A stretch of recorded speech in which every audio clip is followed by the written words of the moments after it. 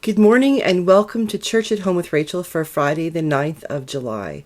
This will be the last Church at Home for a month. I'll be back on Monday the 9th of August because I am heading off for some holiday time on Sunday. I'm supposed to head off on Saturday, but we have a funeral on Saturday, so Sunday is my official first day of holidays. I think I need it. How about you? Anybody else need a break away from everything? It's been a really long haul. It seems like I haven't done anything because everything we've done has been sort of either online or I've been working in my office, which is in my house, and it sort of feels like I've been cheating somehow. But I've got my second vaccination, and by the time I get back from holidays, it will be fully on board, and I will be able to resume or to take up doing all those things as rector that I haven't been able to do because of the pandemic. So hopefully we will, God willing, and all of us cooperating, we will not have a fourth wave. We will not be hit by this variant, and we will be able to we will be able to discover what our new normal will look like. But in the meantime, I'm looking forward to drinking my coffee on the boat. I've got my Yeti travel mug, reading some good books while Rob goes fishing. His fishing pole's behind me. I do fish, but not enough to warrant buying it's not worth paying for a fishing license. So while Rob fishes, I steer the boat and I read my book and enjoy the good vibes of God's nature, the birds, the breeze, the sun, all those things, sometimes even the rain. I am looking forward to some time away. I'm looking forward to discovering this province a little bit. I was here a long time ago when I was 13, the summer I was 13, between grade 7 and 8, and I fell in love with Alberta. So this month, I'm going to be able to go to a cabin at Cold Lake for a few days and just be out on the lake with my husband fishing, and then we're going to take a couple of days at Banff and a couple of days in Calgary and just discover what the southern end, the southwestern end of Alberta looks like. And one of these days we'll go further north and we will discover the rest of Alberta as well, which I'm looking forward to because that's where my family is. I have family members in northern parts of Alberta. So I need a break. I need this holiday. I imagine that you do too. So what does a holiday look like for you? What does a change in pace look like for you? I sort of was thinking this morning as I was praying, we just need time where there's no purpose, where there's no meaning behind anything, that whatever we do, it just sort of floats along, drifting aimlessly, and we don't have to think. And then I got realizing that I don't think I actually believe, theologically, I actually believe that there's anything in our lives that is just aimless. I don't think there's anything in our lives that is just happens with no purpose, and there's nothing we can learn from it. There's nothing that we can take on board to take forward with us. I really do believe that God is involved in everything. And if God's involved, I don't believe that there's any... I'm sorry, dude is really making a lot of noise this morning. So if you're picking that up on the microphone, I apologize. He's just doing his Friday morning routine. I do believe that there is a purpose for everything, even things we can't understand right now.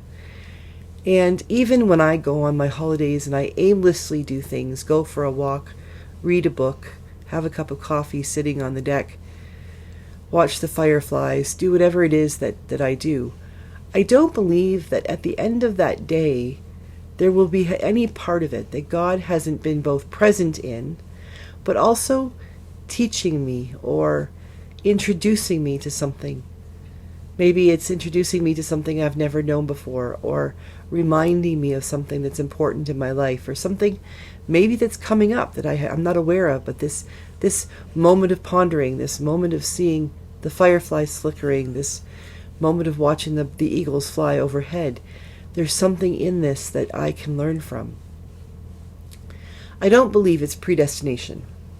I do believe that God is in control and that God has a beautiful way of taking everything that we have in our lives, the things that we do, the mistakes, in particular the mistakes that we make, and working them into the tapestry that is our lives. That when we turn it over, we stop looking at the back where all the strings and the colors and all the pieces are all sort of mangled and everything. But when we turn it over and look at the picture, the good side, the presentable side of the tapestry of our lives, we will see that there hasn't been any mistake, no coincidences, no moments of accidents, that everything that has happened in our lives, God is able to draw together, to weave a beautiful picture, telling a story, who we are, who we're becoming, whose we are, God's, of course. I think that even those times that we say to ourselves, forget it. Today I'm going to play hooky from life. I'm going to eat bonbons and watch soap operas or reality TV or whatever it is people do these days for vegging out on the maybe binge watching something on Netflix. I don't believe that is void of God. I believe sometimes God just says, you know what? Yeah, it's okay to just rest. It's okay to mindlessly watch something else, because when it's over, you're going to need to get back up and do X. I need you to go out and do Y. But right now, it's okay to just be. I don't think we can escape God. I don't think that we can hide away from God and have God think that we pulled one over on him. We didn't go do our Christian thing today, so ha ha ha, look at us. We're clever, we're tricky, we tricked God. No, I think God just says, you're right, you need a day off. Or maybe you weren't supposed to take a day off, but since you did, we can work with that. We'll work together to rearrange a few things to get you back on track. So this time off, this me taking off for a month, or you maybe getting to see your grandchildren, or going for a drive, or even just going and getting ice cream and sitting out by the trestle bridge and watching the trains go by. How is that? How is God working in that? Where do you see God's presence in that? Because He is. He is absolutely present in that. I've told you before about in the morning I spend about 10 minutes sort of meditating, and my habit has been I invite Jesus into my day, and then generally speaking Jesus joins me. And it could be I just have a vivid imagination, or it could be that maybe Jesus really does transport me somehow to these places. My favorite place is on a park bench in the park in Stratford, Ontario, along the Avon River, where I used to walk when I lived there. I was single, so sometimes, especially during the spring, summer, and fall, in the evenings, if I didn't have a meeting or something, I'd get my Discman. There you go. That's how old I am. I had a portable CD player with earphones, the earphones, not earbuds, but earphones, and I would go put that on, and I'd put on some music or something, usually Clay Walker or Kenny Chesney or Reba McEntire, my country music, and I go and I walk on the path along the river and watch the swans, beautiful swans, and the ducks, and watch the children play. And I like to just sit on this one park bench. That's where Jesus and I go. We sit on this park bench.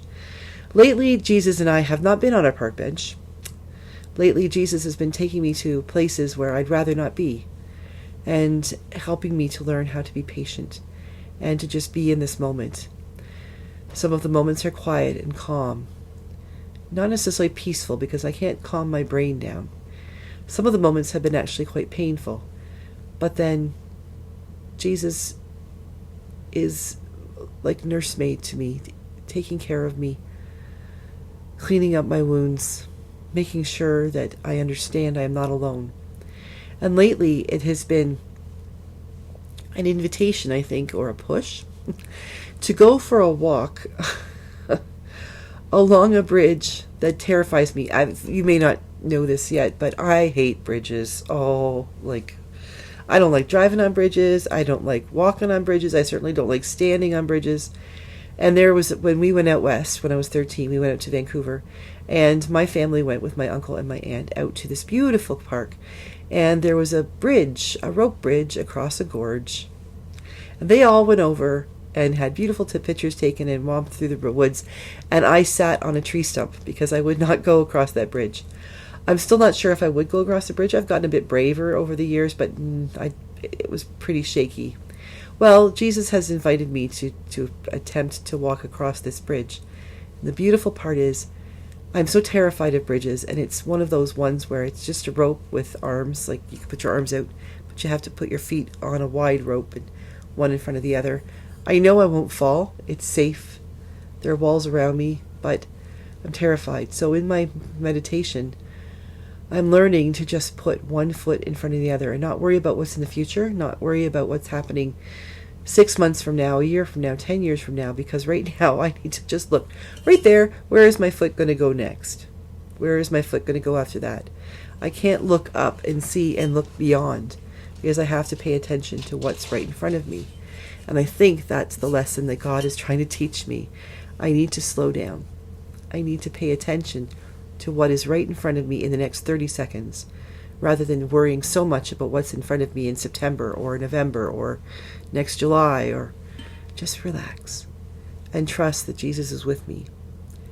So that is what I'm learning, and I think that this holiday will be a good time for me to do just that, to put one foot in front of the other, slow down, take a deep breath, say lots of prayers, appreciate the view from where I'm at, and get ready to come back knowing that at the right time, God will invite me to look up and see the road ahead of me and see what might lie there and what tasks I'm to take on, what challenges, what adventures, what holy inspirations God will give me. And I'll be able to see all the wonderful people who will go with me on that journey, because we will be maybe not post-pandemic, but we'll be vaccinated, and I'll be able to go and visit you and really get to know you finally, face to face, person to person. So in the meantime, one step at a time. Thank you for all of your support. Thank you for you have been a bright spot in my day, allowing me to know that even if I can't see you, you can see me. And it means that I have a sense that I'm able to reach out to other people in a time when it's so difficult to do that. So thank you for these past months since November of Church at Home with Rachael. It's been a blast. I've come a long way from my first minute and 30-second one where the camera was pointed up my nose. Things have changed. I'm learning every day, and I thank you for learning with me. So please don't despair. I will be back, and I hope you will come and rejoin me on Monday, August the 9th, and when we have Church at Home again. And in the meantime, I will miss you, but I will enjoy my holidays. God bless you. Stay safe. Have fun. And I hope you have many, many things that you'd like to share with me about your month. Please feel free to, send me pictures, put pictures on Facebook and tag me so I can know what you're up to, what you're doing. I will be paying attention to Facebook because that's how I pay attention to my family and friends. So God bless you. Stay safe, stay cool and hydrated, and have a wonderful month. And thank you for being part of this community of Church at Home with Rachael.